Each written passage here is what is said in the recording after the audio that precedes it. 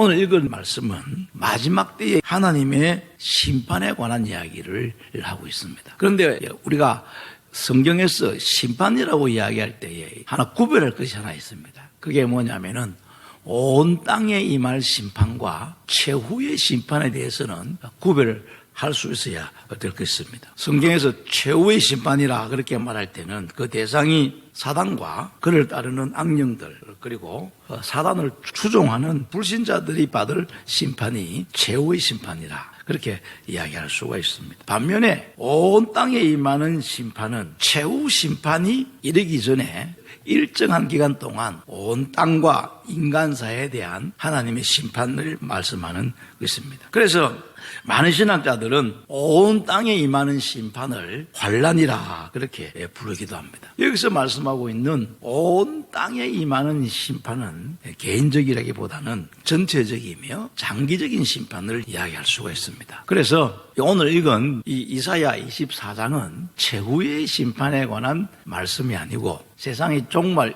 직전에 일어나게 될 온 땅에 임할 심판에 대해서 이야기하고 있습니다. 그러면은 오늘 본문 말씀 속에서 온 땅에 임할 하나님의 심판의 특징이 뭔가 몇 가지를 설명하고 있습니다. 그 첫 번째 특징은 땅이 공허하게 되고 황폐하게 될 것이다.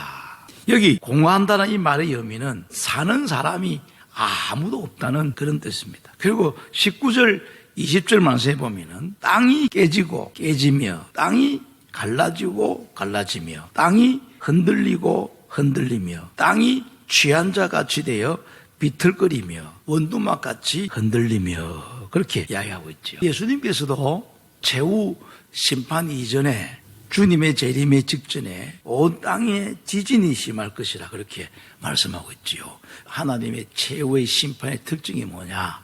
땅이 공허해지고 그 다음에 땅이 수많은 지진들과 많은 황폐화 현상이 일어나게 될 것이다. 두 번째는 뭐냐면은 사회의 혼란화 현상입니다. 그 2절에 보면은 백성과 제사장이 같을 것이며 종과 상전이 같을 것이며 여종과 여주인이 같을 것이며 이것을 정리하면은 땅에 임한 하나님의 심판은 우주적인 심판이다. 온 세상 전부에 적용되게 될 것이다. 그렇게 말씀합니다. 그리고 또 한 가지 심판의 특징 중에 하나는 뭐냐면은 사회의 혼란화 현상인데 같을 것이며 그렇게 쭉 말씀하는데 여러분들 어떤 생각이 듭니까? 전 세계적으로 뭐가 없어집니까? 권위가 사라지는 세상이 될 것이다. 지금 전 세계적으로 평등을 많이 강조하지 않습니까? 불평등을 없애야 된다. 그래서 정치, 종교, 신분, 경제 여러 분야에서 차별이 있어서는 안 된다. 그런데 이 차별이 없앤다는 이 말이 나중에는 어느 선까지 발전해 갑니까? 이 땅에 있는 모든 권위를 다 없애버리는. 그래서 혼란의 현상이 일어나는 것입니다. 그 다음에 세 번째가 4절에 보면은 인간의 연약화 현상입니다. 인간 사회 속에 기쁨이 사라지고 그래서 환란이 임하게 되면은 모든 사람이 다 제약해지고 가련한 신세가 될 것이다. 그 다음에 네 번째가 23절에 보면은 우주적 기상이변 현상입니다. 그때에 달이 수치를 당하고 해가 부끄러워하리니 기상이변 현상인 것입니다. 이 기상이변 현상은 우리 시대의 가장 중요한 이슈 중에 하나입니다. 요즘은 이 기후온난화 현상은 아주 심각하지요. 우리가 잘 몰라도 몇 년 전부터 그 엘니뇨 현상 이런 말들을 많이 들어오지 않았습니까? 이 엘니뇨 현상은 지구온난화 때문에 바닷물이 따뜻해지는 거지요. 바닷물이 따뜻해지는데 그 무슨 문제가 있나?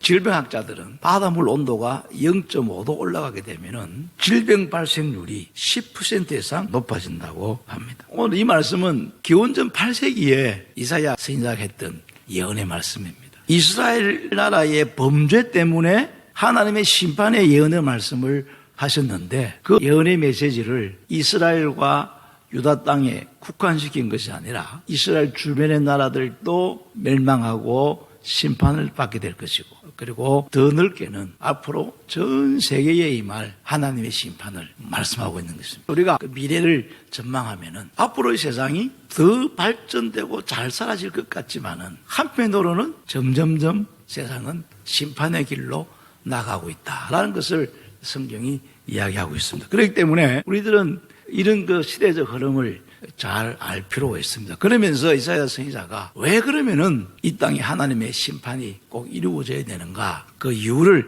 설명하고 있습니다. 제일 첫 번째 5절에서 말씀하고 있지요. 땅이 또한 그 주인 아래서 더럽게 되었으니 이는 그들이 율법을 범하며 율례를 어기며 영원한 언약을 깨뜨렸습니다. 그 첫 번째 원인이 뭡니까? 이 땅에 살고 있는 사람들로 인하여서 땅이 더러워졌기 때문이다. 여기에 땅이 더러워졌다는 것은 환경 파괴로 말미암아서 땅이 더러워진 것을 의미하는 것이 아닙니다. 인간들의 범죄로 말미암아서 땅이 더러워졌다. 하나님께서요, 이 우주 만물을 창조하실 때에 하나님께서 하신 말씀이 하나 있습니다. 하나님이 보시기에 좋았더라. 이게 창조 시마다 하신 말씀이고, 인간을 창조하실 때는 하나님이 보시기에 심히 좋았더라. 그렇게 이야기했습니다.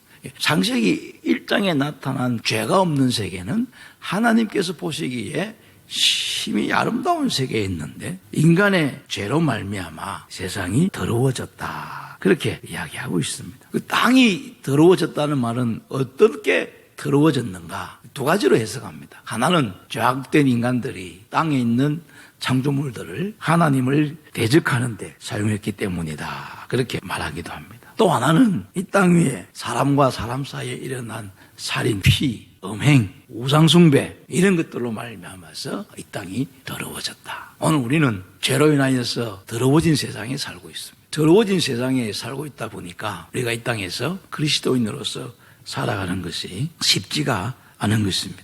세상에 있는 모든 것들이 다 죄악의 이용물로 사용되어지고 전쟁으로 인한 살인의 피가 온 땅에 묻혀 있다는 것입니다. 두 번째는 율법을 범하며 율례를 어겼기 때문이다. 율법과 율례의 차이가 뭡니까? 우리가 꼭 따진다면 법과 시행령 차이라고 볼 수가 있습니다. 시내산에서 하나님께 율법을 주셨다면 그 율법에 따른 시행령이 있지 않습니까? 지금도 우리 법을 따지면 다 시행령이 있지요. 아무튼 하나님의 법을 무시하고 하나님께 주신 명령을 따르지 않았기 때문이라는 것입니다. 그 다음에 마지막에 보면은 영원한 언약을 파했기 때문이다. 그렇게 이야기하고 있습니다. 이 영원한 언약에 대해서는 해석이 조금 차이가 있습니다만은 이 영원한 언약에 대해서는 히브리서 13장 21절에 보면은 예수 그리스도를 통한 인류 구원이라고 이야기할 수가 있습니다. 비록 율법을 어겼다 할지라도 예수 그리스도를 믿고 그 피를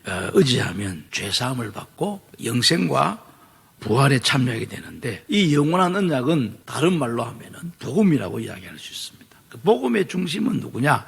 예수 그리스도입니다. 그러니까 온 세상이 예수 그리스도를 거절하고 거부했기 때문이다. 여러분, 종말이 가까울수록 일어나는 현상 중 하나가 뭐냐면은 어떻게 하면은 기독교를 무너뜨릴 것인가? 세상은 점점 더 강하게 예수님을 대적할 것이고 그러면은 그만큼 하나님의 심판의 강도는 높아질 것이다 라고 이사야 선지자가 예언을 하고 있는 것입니다. 오늘 24장을 살펴보면은 그렇습니다. 세상에 종말이 온다는 것은 분명한 사실입니다. 그리고 종말이 가까울수록 이사야가 예언한 것처럼 온 땅에 심판이 임할 것이고 그 심판의 강도가 점점 더 증가하게 될 것이다. 그렇게 이야기하고 있습니다.